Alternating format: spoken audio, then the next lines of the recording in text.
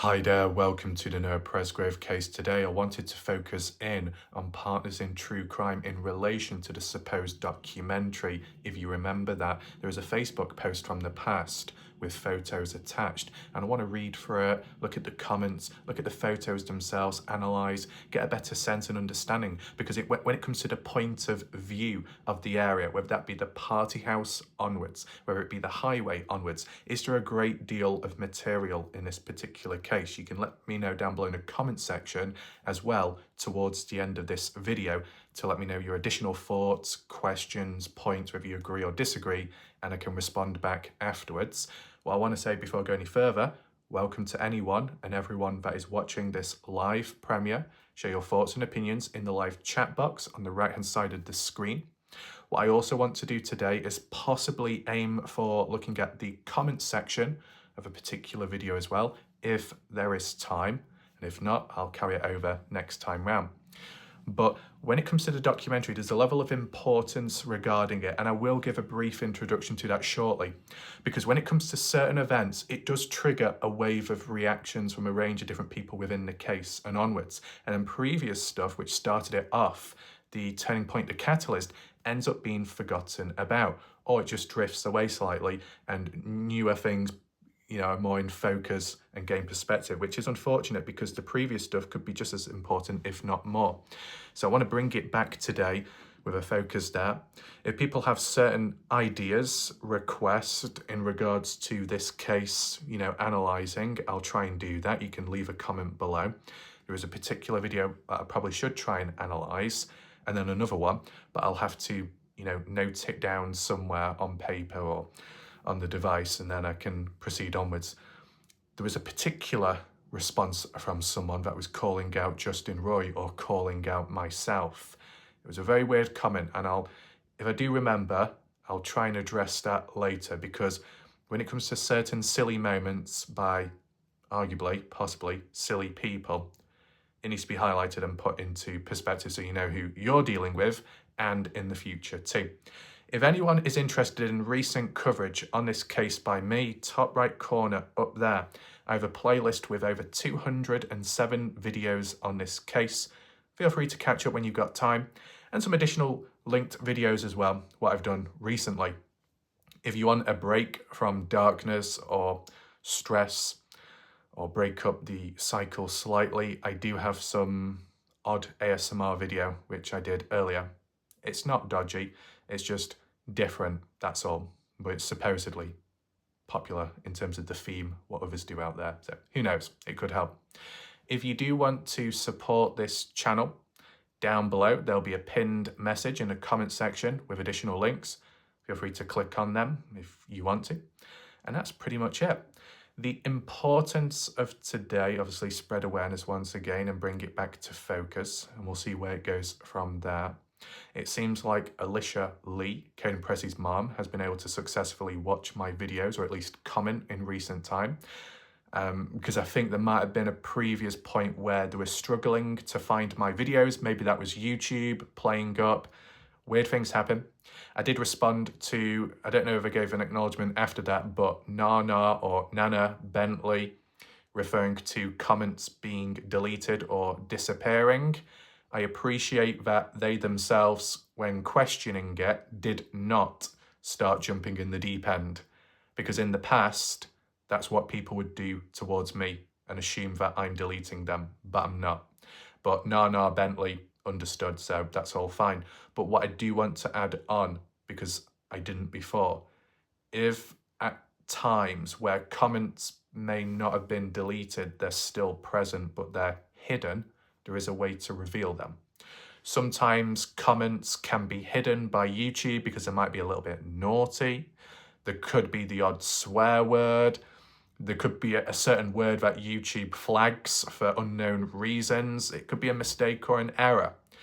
To reveal it all, including within threads of comments to everything, what you do, you go to the comment section, you click on the filter tab and select newest comments or latest comments, and then more will be revealed, including the hidden ones.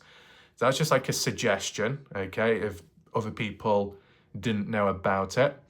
As for straight out deleted ones, unfortunately that's YouTube. It's happened to me, and it's happened to me on my own videos. It's ridiculous.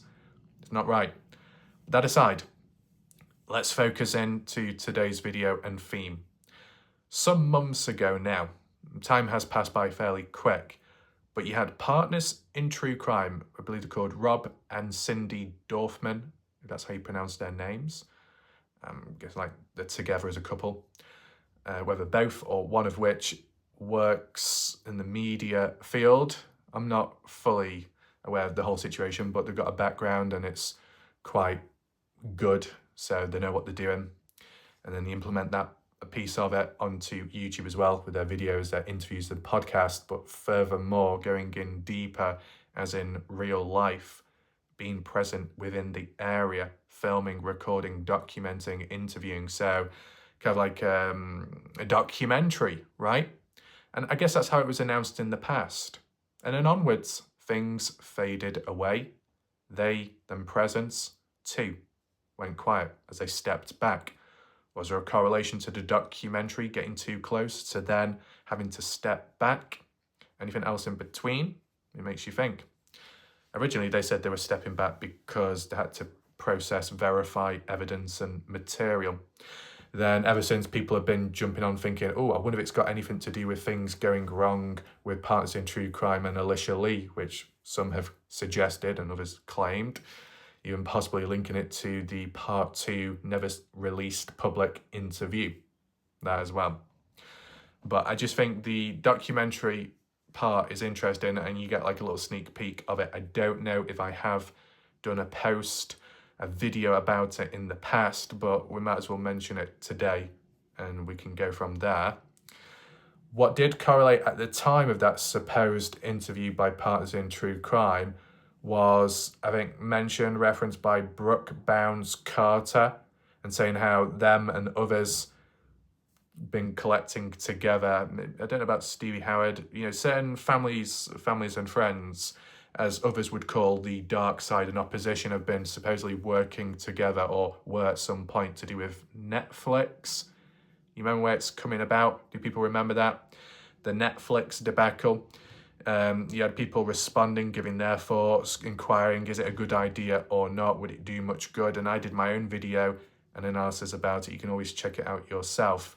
And whilst, yes, it's important to look into the Netflix side because it's probably bigger, could reach more people, but is it going to be done correctly? Well, it was back and forth there. I believe Jan Fiorillo stepped in on Facebook, gave their thoughts as well. Triggered some other people who responded back and weren't too happy with that. Brooke Bounds Carter going on about saying, we're doing quite a lot here, working in the background, getting the right people on board, trying to spread that awareness for Noah Presgrove and more. Okay. So yeah, there was that, but let's refer back to the original supposed smaller scale documentary. What impact would that have had on the case? Because at least publicly speaking, it's not been released. Has it even gone any further or been processed in any way? I don't know, it seems very quiet. So let's just head on to Facebook right now and see where things were at. Here we are. So 7th of August 2024, Noah Presgrove's Army, Cindy Dorfman, who was the one that posted it. You might be familiar with it, but we'll read it anyway. Hey everyone, we wanted to share some photos from our trip to visit Noah's family in Oklahoma. It was a very emotional week for us to meet all of Noah's families and friends. We cried a lot. We went to the site, we went to Noah's grave, and we met with a lot of amazing people who we feel very connected to and loved meeting. The overwhelming love was incredible. Noah was so loved by his family and friends, and his death has shattered this community. We're so grateful that Noah's family has allowed us to tell his story, and we promise to fight for justice to the end. So I'm a little bit interested, first of all, how it's been worded by Cindy Dorfman on behalf of the group, Partners in True Crime. To say that Noah was so loved by his family, yeah, of course, and friends. Who does that exactly mean? It's very vague, isn't it? There will be friends of Noah that really care about Noah, of course.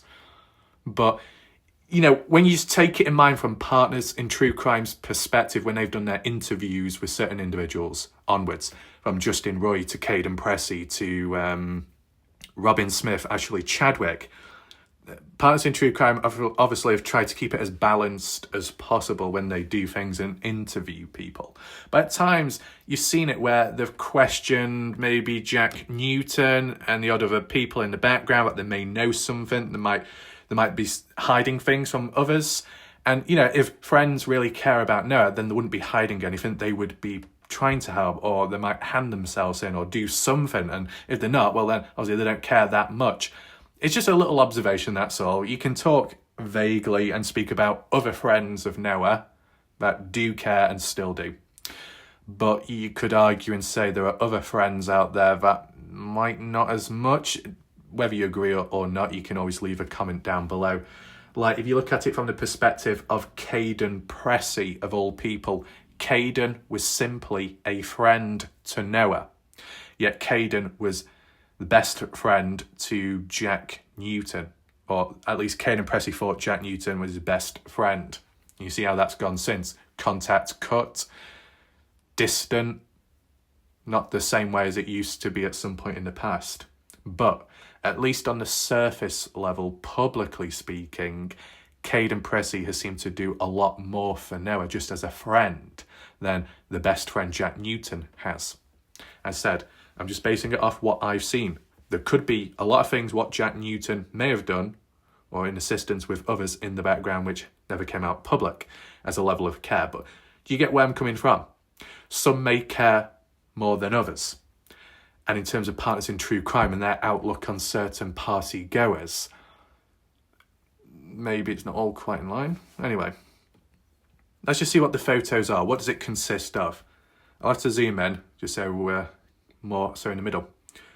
Right, the good thing about this is it's a little bit more up to date with the footage within the area of 2024 onwards, which you might not see as much of with time, depends on the scene and the area. It's like, when you got Idaho 4, that was a continuous case, wasn't solved properly. Well, at the time, there was all kinds of stuff going on. You had the party, what do you call it? It was called Party House, wasn't it? Idaho 4, if I'm correct in saying. With the students, university ones, was it 4 or plus more people present? I've not followed the case for a long time. It was within like college community party, was it Party Village? College, whatever. Kings Road, Moscow, Idaho. And the murder house where it all took place, all there. Mystery behind it, what was shown, cameras nearby, with that material still going on, and how it was handled and how police handled evidence, and then the online discussions and conspiracies and it all going on and on. It was all in a focal point, a focused area. But then some of the tips and research onwards, like the woodland area near a river or so and beyond. And where was Coburger? Where was the White Elantra? Was it on a drive at night, passing on through or further away? All kinds of stuff. With the Noah Presgrove case, it's not all in one specific location, not the party house, because you've got the highway as well. So it's like 2 places of interest. But as for the media coverage not being as high profile, the case, unfortunately, is not seen as much documentation of the area or people returning back, filming and recording it, because at the end of the day, there's only so much you can do. If you were still trying to figure out how someone went missing, where they were last seen, you could go there, you could document, you could film, and then start tracing the tracks and trying to pin out where the person could have walked off to, wandered off, like the Aidan Clune case and onwards. But if you know where the person ended up, you're just trying to work out how they died, you can like static in the area looking about thinking, how could this have caused that and whatnot. And to be honest, you can possibly do most of that on Google Earth Street View, right? If you're looking at the highway and you're just looking at the ground and what was around the surrounding area, you don't need to cover millions and thousands of miles just to get down there to look at yourself firsthand. You can just see it on Street View imagery and think, well, there's a tree there, there's a ditch here, there's the hard shoulder, these are the coordinates to where the body was found, and this is what the traffic could look like. Something like that. Unless you wanted to make it extra realistic and think, right, I'm going to go there at night to really do a demonstration. Oh yeah, Warlike Raf, you should go there and investigate. Yeah, I'll go there. I'll do a demonstration like what I normally do. Then suddenly, beep, beep. Yeah, I don't think so, but at least it might push some people's agenda and say, yeah, Warlike Raf, it was a hit and run, literally. And there's me flat out on the ground looking like a 2D emoji. What's that? Oh, Warlike Raf is going to be adding a flattened out Warlike Raf as his membership thing. Oh, goodness me. I think that's going to piss some people off, that. But you get what I'm saying? You can do like demonstrations, you can do reconstructions without physically being there, unless the case is ongoing and still a great mystery and focus in one particular spot, like the Idaho 4 case and that party house was, with the presence of police onwards and more going on. Also becoming a bit of a tourist attraction and bringing people there to maybe record it, walk past it like JLR. As for the this case, not the same way, and it's unfortunate. Now, we still need to talk about what's on screen. As for the photo itself, we'll get to that in a second. There are some more further down, and the quality of the images are really good, so that's a positive. So who is who? I believe that is Noah Presgrove, the older brother to Noah Presgrove. Then you've got Rob there, one of the guy who's on Partners in True Crime. Then this person here on the left, is that Cindy Dorfman or is that somebody else? Because obviously there's a fourth person, I'm guessing, to be able to take this photo behind them all.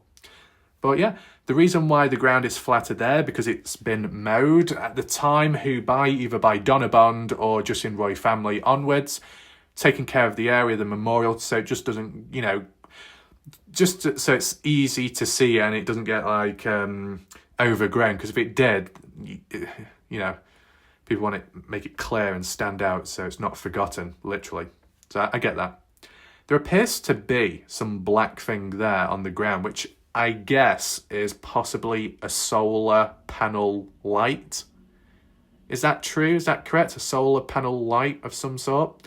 I might have seen it in alternative photos. If that's the case, what, does it light up at night? If you're driving by the highway, does it glow of some sort? Let me know if you know.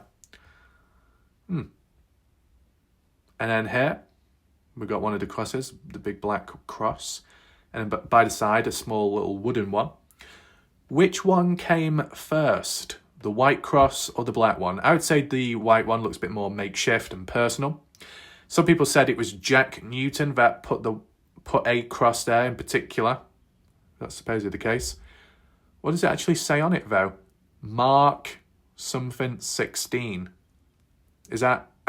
I'm not religious, but is it like a Bible reference of some sort? There's some flowers, of course. More like solar panel little lights with crosses as well. I get that. Yep. Nothing really unusual standing out. That appears to be a solar panel light. So yeah, looks to be true. Where's this located? Is this Comanche or Duncan? One of the towns of some sort. Outside a studio. By the side, it says Justice for Noah. So it shows that the community are remembering Noah and also want justice and so on. And to be honest, we've seen it when Jan Fiorillo did her thing with, was it the flyers and leaflets and putting them out there online, Facebook ads, but also in real life, and then other people distributing it around town, spread out, which is good. Then we've got Sanel, welcome to Oklahoma. And then we've got this photo here.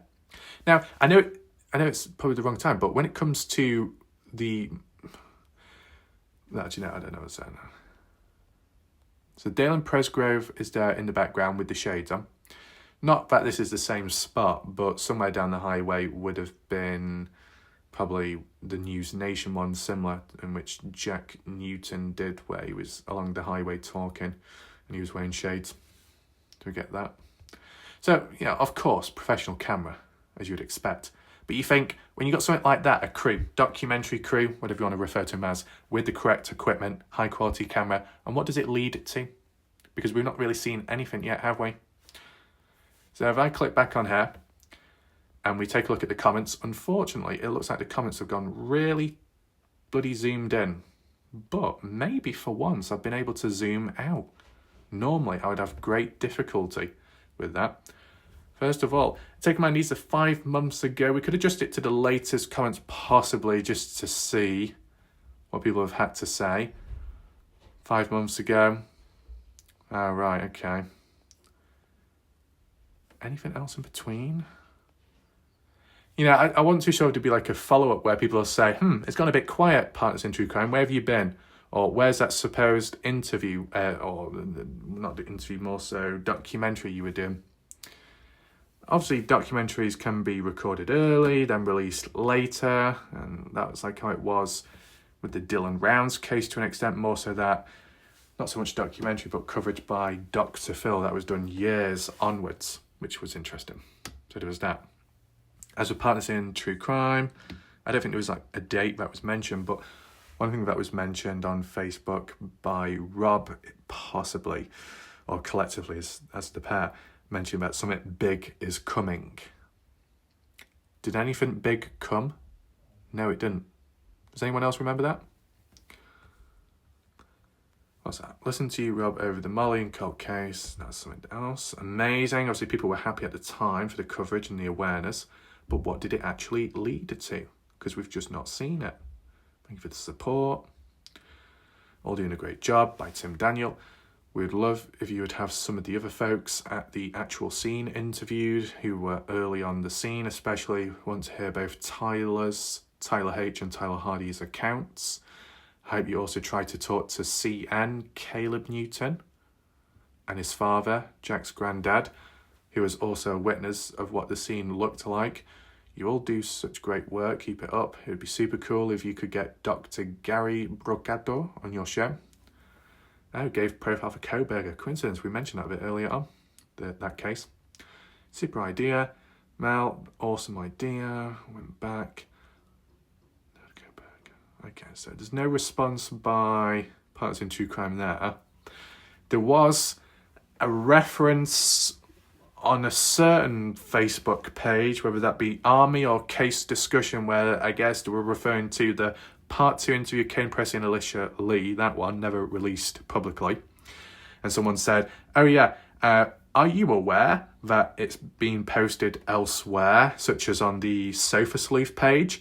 And Cindy Dorfman, the one part of Partners in True Crime, Cindy just gave like a wave emoji or like a face, like it wasn't that big of a deal. I don't know what happened there. It seemed very casual.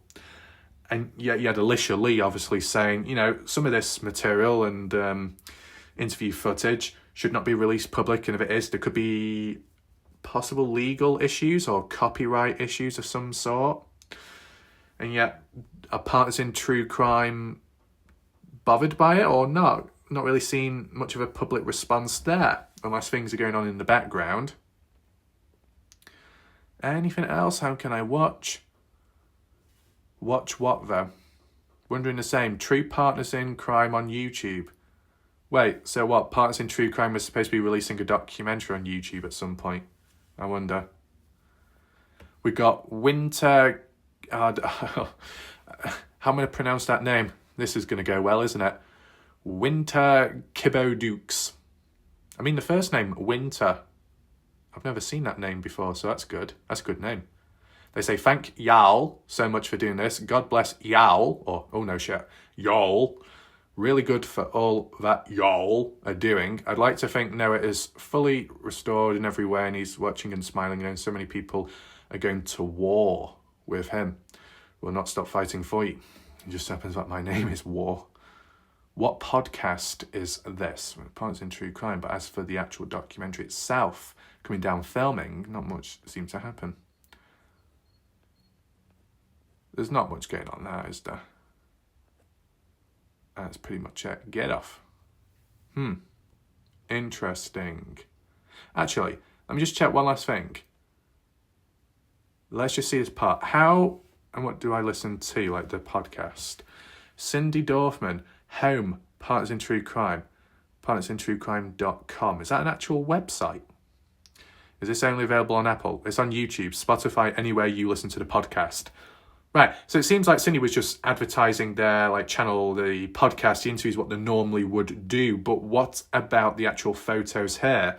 of interviewing Noah Presgrove physically with an actual camera, filming or taking photos of the area and the scene, the family beyond. It sounds like the beginning of an actual proper documentary. And they're saying, well, if you go onto Apple, if you go onto this website, if you go onto YouTube, you'll find it, but you won't because it's not there. Besides that, one thing that is a bit more certain is a particular response by someone. Now, aside from that, credit to Justin Roy for sharing this video, it's good to see. But other people's outlooks and perspectives are a bit of a negative side towards me, myself, Warlike Raf. So I just wanted to say some things to set the record straight. First of all, as for reference, this is on the Army page once again. And this was to do with a previous video that I did. Why no ambulance? Suspicion with dispatch. You know, there's dialogue and conversations, very deep and interesting, and other people agreeing. And then as well, Justin Roy's new response. Was the new response 100% defending him? No. Was the new response 100% attacking or questioning him? No. It was just simply relaying what was present. Why would it be a big issue? Well, as you know, some people do turn it into one. And if we scroll down so far, if I can find it, we got this individual called Jody Randall Burnett, or Bennett. Okay, fancy name. Good for you. Jody, profile picture appeared to be smiling, quite happy, but almost gritting their teeth like they're about to eat me. Bloody hell. Anyway, Jody says, Justin, are you feeding that information to Warlike Ref whilst your cronies slip him a $20? Cronies? So what does that imply? That Justin Roy is paying off Warlike Ref? Or others that are in contact with Justin are paying off Warlike Ref? That's not how it works on YouTube, Jody. You need to understand that. But we'll get to that a bit later. Some people reacted, not too happy. One person agreed, though. Jessica Fowler Poucher. Poucher? Okay, interesting. So Jessica seems to agree, supposedly, unless it's by accident. There have been times in the past where people have criticised me, attacked me, and then others gave a thumbs up, but they didn't mean it in that way. So I thought I'll just be lenient there, just in case. Tina Lane, not too happy, fair enough. But where is the proof that these cronies are giving a little slip of a $20 here and there? And why is it $20 exactly, specifically speaking? How do you know what number it is? How do you know that it's happening? Where is the proof? Where's the hard evidence? Oh no, this is going to turn into a GoFundMe again. A Go Fuck Me instead. Yeah, man. Who's got all the slips and payouts? Yeah, GoFundMe. Where's that $150 million from Brooke Bound's card? I don't see it anytime soon, man. We're going to be following that up later. But what was the response? Justin Roy, what are you talking about? And no, he just covers the groups and pages from what I understand.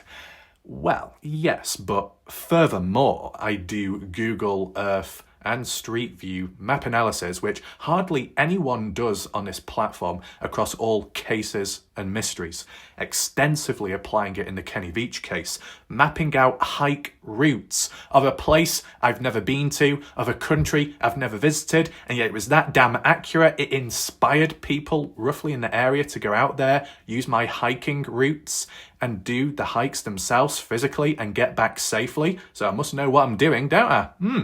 So with the maps analysis there being extremely important, measuring the distance, the routes, the exits, entrance points, and much more. And then when you apply it to the Noah Presgrove case, which is a lot more deeper in a small area, trying to pinpoint the possible routes, directions that could have been taken by a handful of people and any alternative locations too.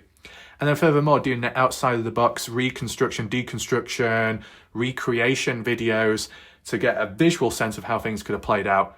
A lot of outside of the box.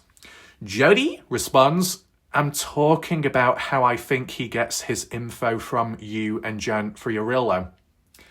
What? I mean, to my knowledge, I don't think I've come across Jan Fiorillo on Facebook. At least I've come across them briefly on YouTube, and that's about it. I mean, Jody is saying, how does Warlike Raf get all this information? How does he learn so much? Well, it's called being on this bloody page which you're a part of yourself. Isn't that difficult? Justin, He literally does his podcast from post and comments from all of the Facebook pages and Reddit. Yes, Reddit too. He has stated this several times. Why are you insinuating this? Why are you on this page? Are you SS? Who is SS? Sarah Smith. Is SS Sarah Smith, supposedly, Jack Newton's biological mom? And are they supposedly sending them to Brooke Bounds-Carter and that group? Question. Pinky says, the problem is, if we think someone is guilty, we see everything they do as a shady act. If we turn that around and look at people as innocent, we can actually see them in a better light. I'm not anybody, and my words mean nothing either, and my opinions mean even less. Oh yeah, because I think Pinky was the one that might have said that my videos were a bit too long and boring, but there we go, it doesn't mean much.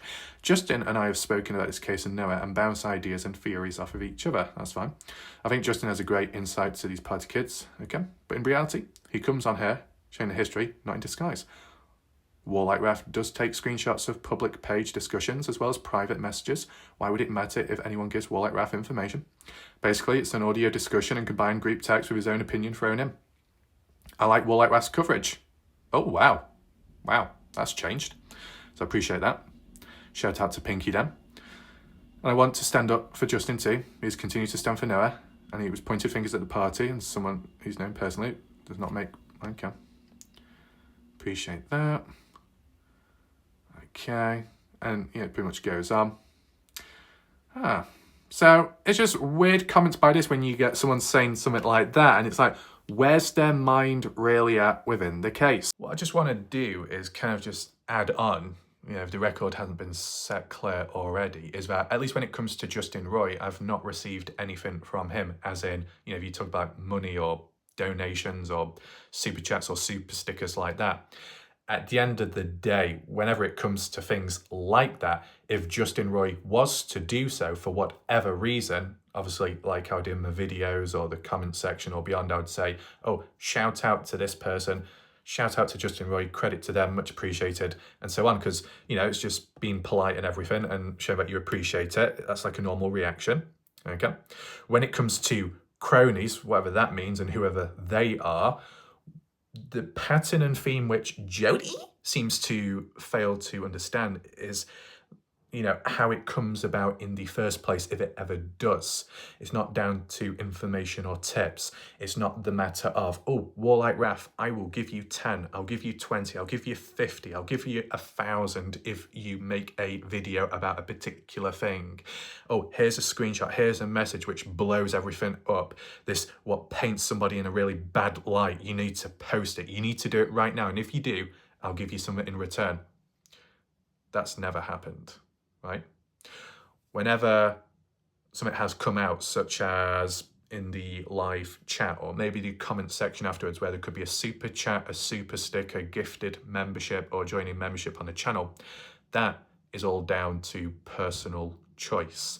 And furthermore, the reasoning behind why people do it can be for numerous reasons. It should be respected at the end of the day.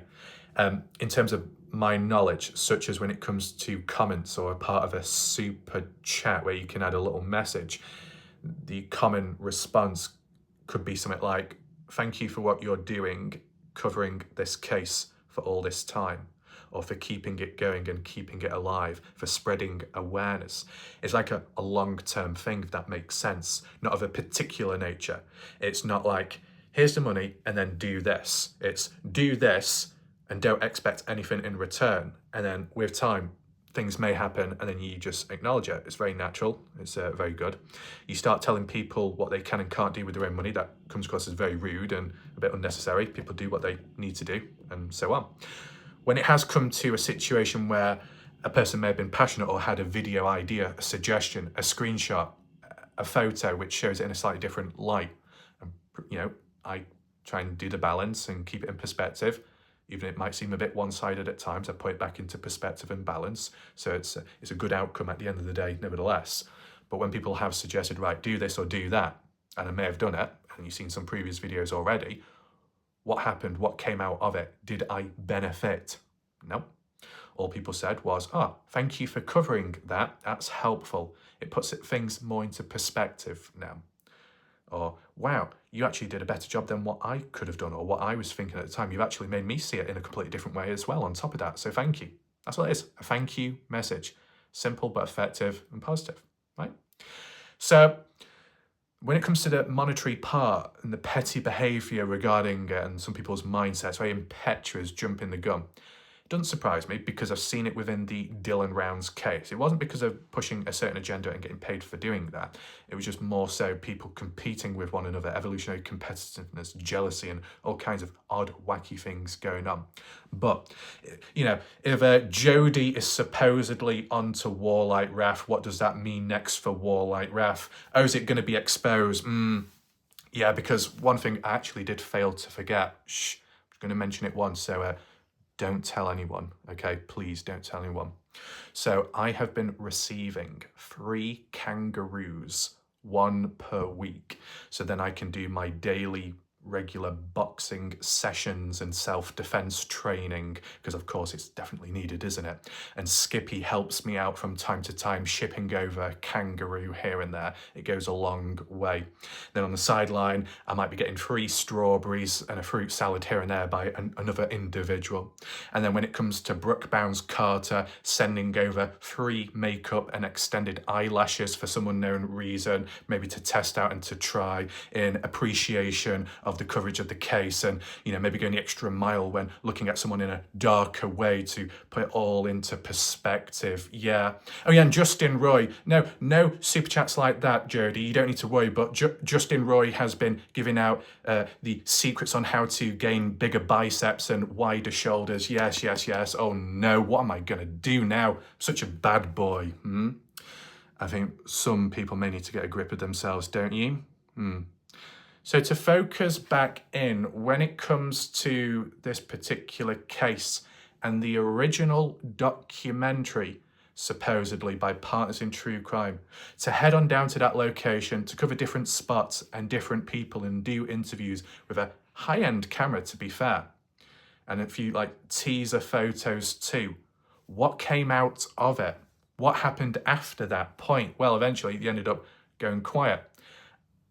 Do I know what order it happened in, as in the Partners in True Crime interview with Jack Newton over the phone, pre-recorded, then played to Robin Smith, Ashley Chadwick? Was that particular final podcast done before or after that documentary thing? It might have been afterwards. And then, past that point, that's when it started fading away. And I think it was a post on Facebook about was stepping away, or it was a YouTube community post, one or the other, right? So you got something big like a documentary, and then it just fades out slightly, or more so it's overshadowed at the time by the Netflix documentary. So you got 2 different documentaries, Netflix and then Partners in True Crime with what media groups or whatever they work with or in charge of, fair enough, from different sides and perspectives. That can be a good thing, but it seemed like one overpowered the other one. And what's happened since? The Netflix documentary discussions caused all kinds of responses and reactions, which went on for a bit of time. And before we leave it there, because I'll just give you one last prediction, okay? Whether you bring up a new point, new things come out, new information, or you look back to a past thing that's happened, at some point, discussions will come about and there'll be a burst, a wave of energy, and people react differently. Then that can then trigger directly or indirectly a counterpoint, some contrasting point, and then the focus shifts onto that. And then maybe later it shifts onto something else, but the original core thing gets forgotten about or left on the shelf to gather dust. And that's unfortunate. So once in a while you need to go back to pick up on the pieces which have been left behind and try and reevaluate the importance of it and where are things at right now. Does anyone have any updates regarding a particular documentary series, whether it be Netflix, whether it be Partners in True Crime? Has it been completed? Is it pending? Has it been halted? Did anything bad come out of it? What could they have done? What access did they gain? Did Partners in True Crime go down to the party house as well? Did they have permission? Were they allowed to? Or was it just more so the highway, the town, family Terrell, maybe near to the casino, depending what stories they've heard of, because they did interview Kathy Bingham earlier, so there could be a correlation there. And You know, who else was within that interview as well by partners in true crime? It does make you think. So I might just leave it there for now. It's a bit of a shorter video, but there's only so much I can talk about. Hopefully you found it somewhat interesting. If you want to hit the like button, that'd be appreciated. And if you want to share it, and we'll see where we go from there. My name's Warlike Ref. I'll see you next time. Goodbye. Good night for now.